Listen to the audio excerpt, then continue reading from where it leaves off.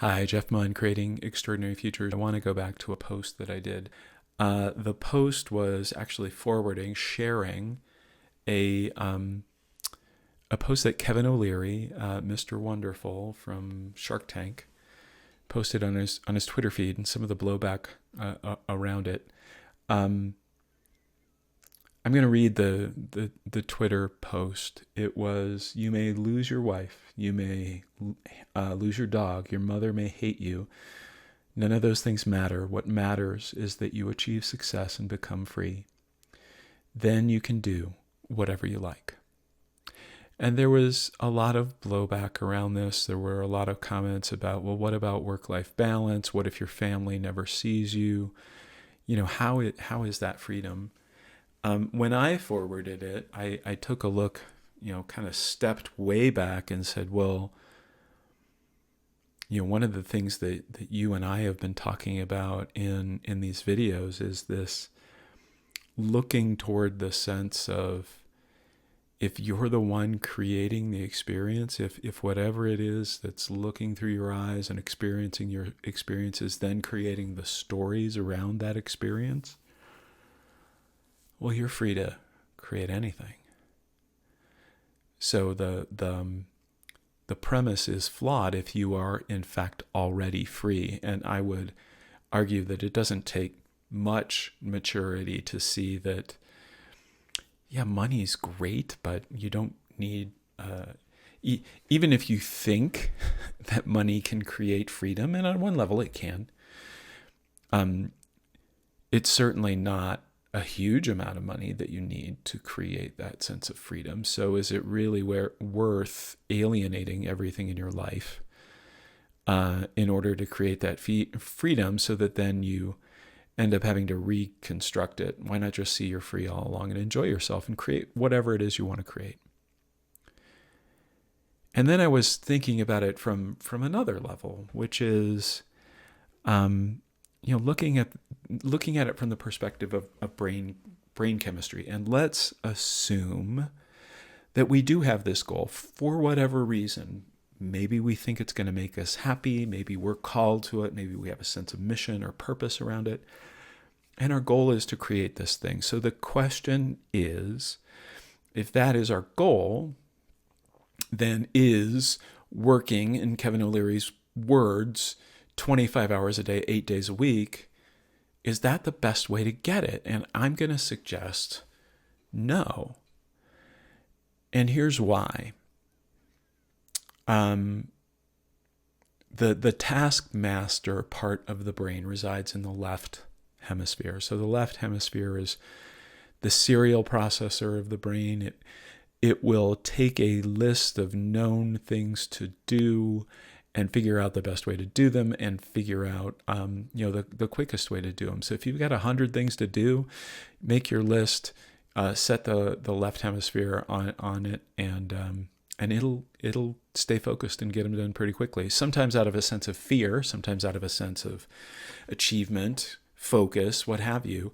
But it will do it, and it will kind of reward itself along the way for doing it, and you can get it done.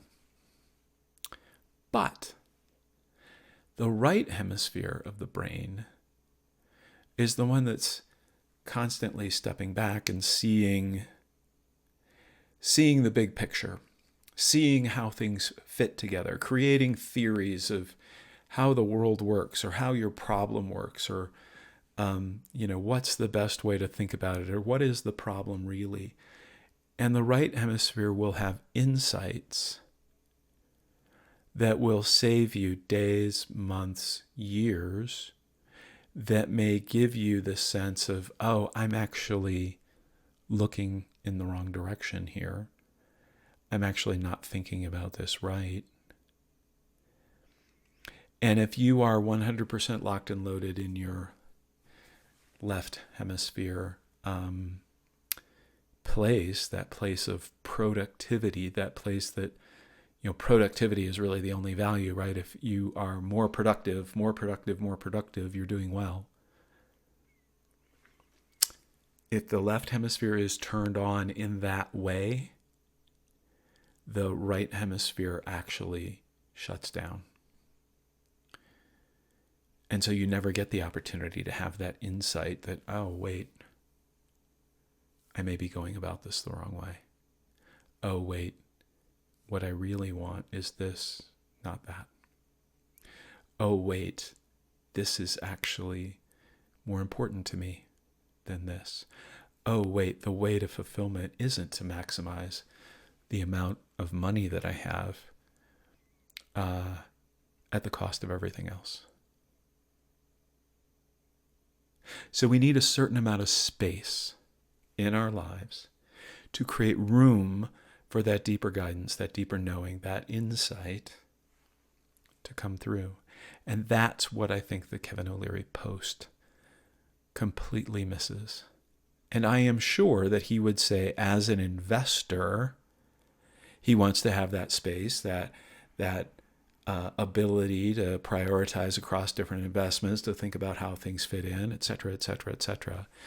But the fact that he is saying, I mean, I think he said this explicitly, if you want me to invest in your company, you've got to be willing to work 24/7. That's not going to maximize his return either. It's certainly not going to maximize the level of happiness or fulfillment or purpose of the entrepreneurs that he is investing in. And I would say because of that, it is also not going to maximize the output measured in dollars, product, whatever you want to measure it in, for Kevin O'Leary either. So I wonder, when you think about that, how does that turn into something of value for your life? When you go back and listen to this and think about it from the perspective of, wow, what if I listened to this video from the perspective of whatever it is I am looking for? Maybe it's, maybe you're working too hard in your current job. Maybe you're thinking about founding something else. Maybe you're a founder who's wanting to scale. What is the perfect bit of advice in there for me right now? What is the thing that I needed to hear right now? And what do I take from that, and what do I do with it? Have fun experimenting with that. I'd encourage you to listen to this video again. Have fun. Take care.